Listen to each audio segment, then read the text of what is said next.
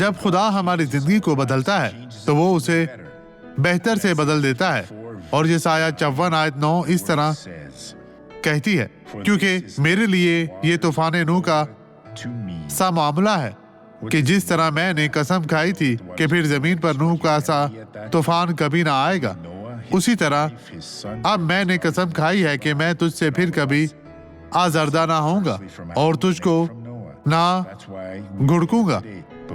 وہ یہاں بات کرنا چاہتا ہے ڈاکٹر سوارز، کیا آپ جانتے ہیں کہ نوح کے پانی نے اس وقت انسانیت کو تباہ کر دیا تھا؟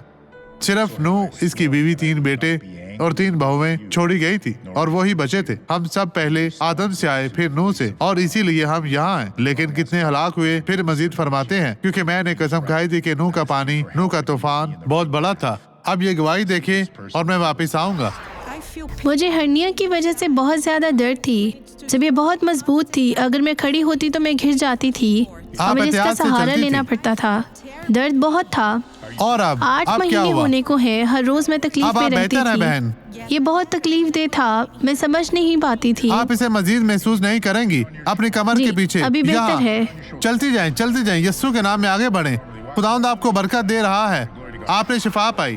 آئیں اب دعا کریں۔ خدا، میں ہر اس شخص کے لیے دعا کرتا ہوں جو تجھ سے فریاد کر رہا ہے، خدا، جو ادھر ادھر یہاں پر بھٹک رہے ہیں اور تکلیف اور درد میں ہیں۔ باپ، میں ان تمام برائیوں کو پابند کرتا ہوں، انہیں باندھتا ہوں، میں ان کی سرزش کرتا ہوں۔ ان زندگیوں کو چھوڑ دے، ان کی زندگیوں سے چلی جا، کبھی بھی واپس نہ آنا، یسوع کے نام میں۔